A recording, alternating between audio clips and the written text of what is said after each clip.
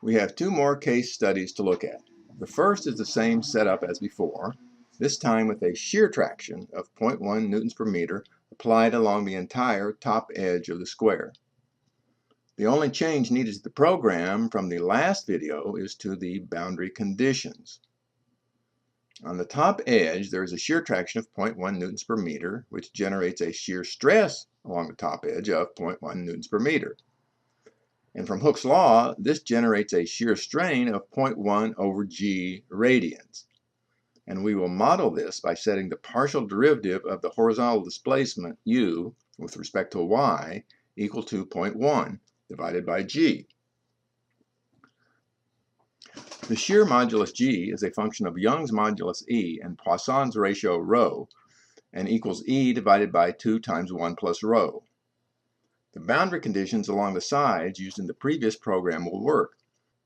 However, since there are no normal stresses in the plate, the boundary conditions on the sides can be replaced by passive Neumann boundary conditions. That is, the u and v values can be copied from adjacent nodes.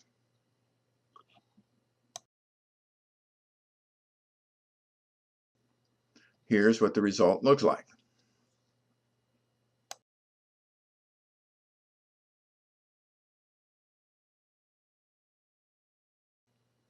The next problem is similar to the ones from the previous video with a square plate with a downward traction applied along the top. But this time there is a cutout in the center of the plate. The number of grid points is increased to 12 times 12, and the boundary of the cutout consists of grid points on the left side 5, 5, 5, 6, 5, 7, 5, 8, along the top 6, 8, 7, 8, along the right side 8, 8, 8, 7, 8, 6, 8, 5, and along the bottom 7, 5, and 6, 5. The program from the previous lesson will work with the addition of boundary conditions for the grid points on the interior boundary.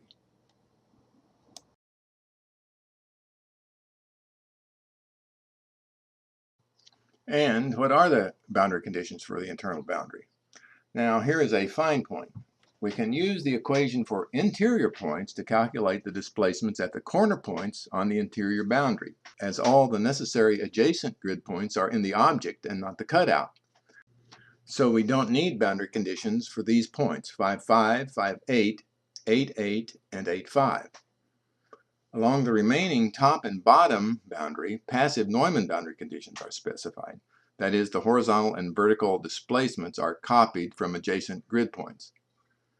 For the remaining boundary points on the sides, the same boundary conditions are applied to the internal sides as the ones already applied to the external sides. Namely, the horizontal strain, which is due to vertical stress, equals minus rho times the vertical strain, which is also due to vertical stress. There is no horizontal stress. The details of the boundary conditions are given in the program blueprint at the end of the video. Here's how the stress plate looks. Now, how did the program know to leave out the grid points corresponding to the cutout in the graph? In my first version of the program, there were if statements all over the place to exclude the grid points in the cutout.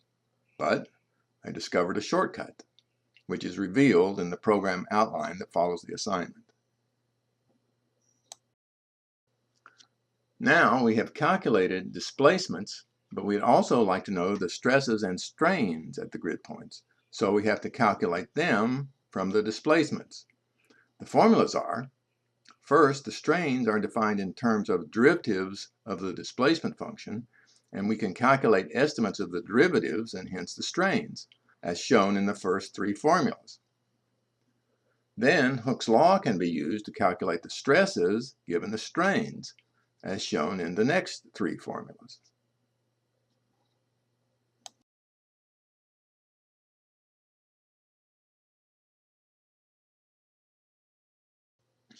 So how does this look as code?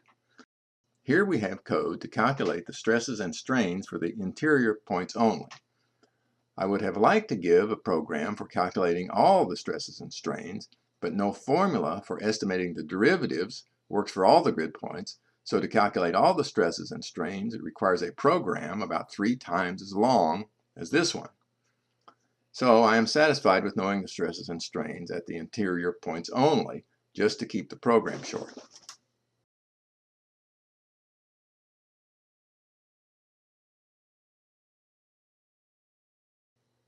However, I want to plot shear stress for all the points, and so I copy the shear stress from adjacent points. Not entirely by Hoyle, but...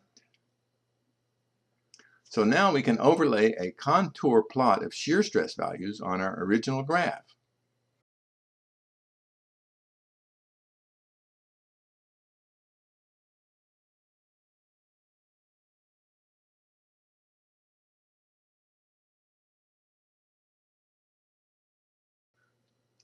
Or we can overlay a surface plot of shear stress.